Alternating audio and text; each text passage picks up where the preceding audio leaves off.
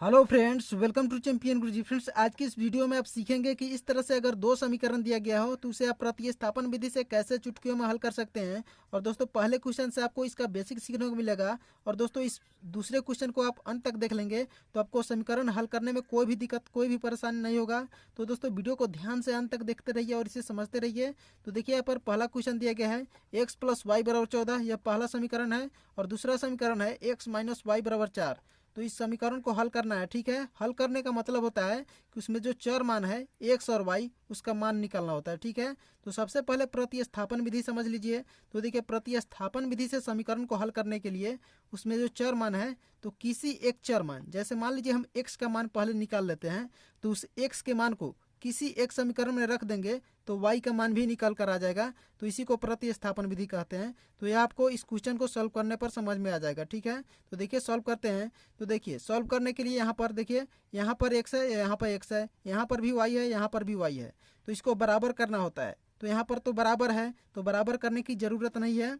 बराबर करने वाला दूसरे क्वेश्चन में सीखेंगे। ठीक है, तो देखिए यहाँ पर देखिए y है और -y है। तो अगर इस दोनों समीकरण को जोड़ देते हैं तो y से y क्या हो जाएगा, तो कट जाएगा। ठीक है, तो यहाँ पर जोड़ दीजिए पहला समीकरण, पहला प्लस दूसरा समीकरण। तो देखिए यहाँ पर जुटेगा, तो यह y से y कट जाएगा, क्योंकि प्लस है माइनस है। ठीक है, तो यह कट जाएगा।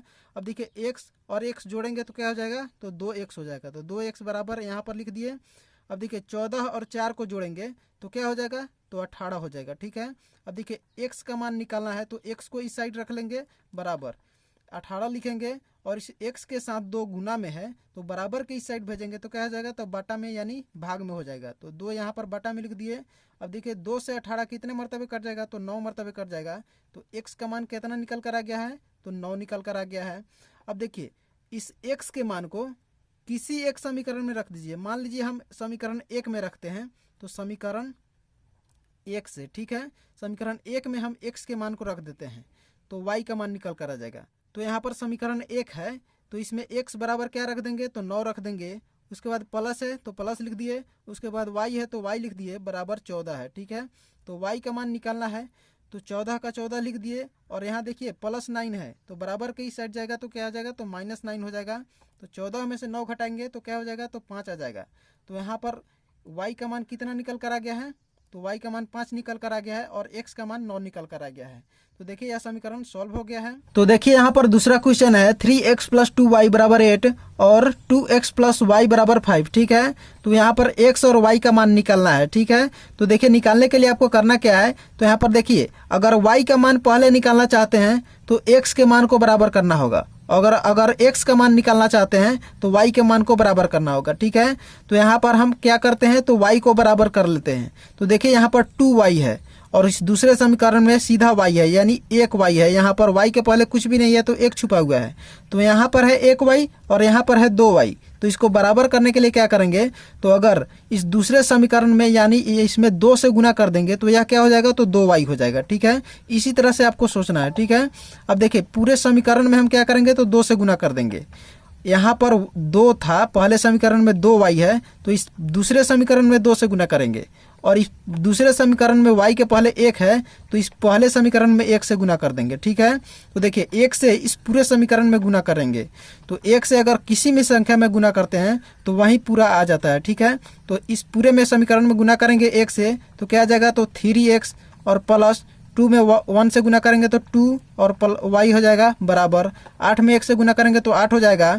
अब देखिए इस दूसरे समीकरण में 2 से गुना करना है, तो 2 से गुना करेंगे तो 2 दूना 4 हो जाएगा, 4x और प्लस का प्लस यहाँ पर हो जाएगा।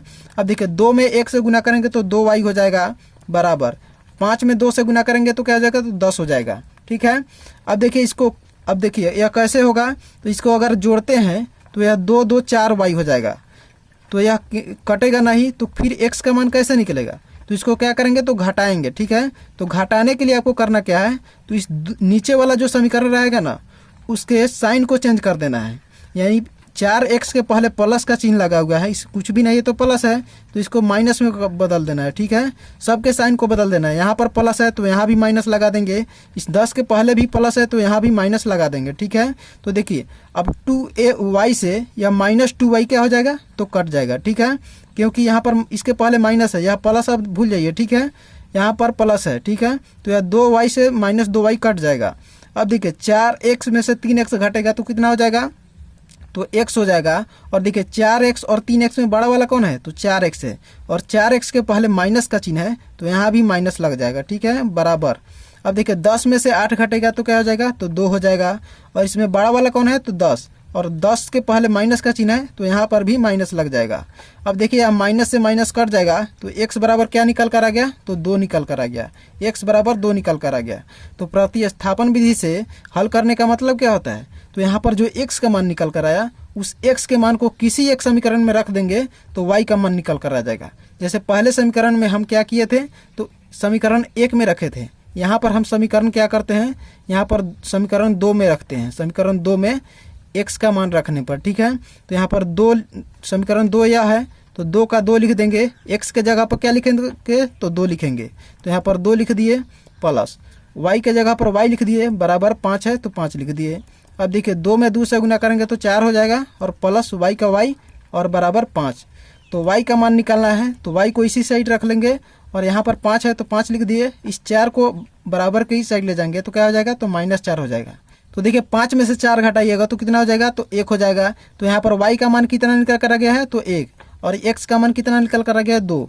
तो दोस्तों इस तरीके से आप समीकरण को बहुत ही आसान तरीके से प्रतिस्थापन विधि से हल कर सकते हैं। तो आई होप आपको ये दोनों समीकरण समझ में आया होगा। तो दोस्तों वीडियो अच्छा लगे तो वीडियो को लाइक कर दीजिए, चैनल पर नए तो चैनल को सब्सक्राइब कर लीजिए ताकि ऐसी ही वीडियो आपको रेगुलर मिलती रहे।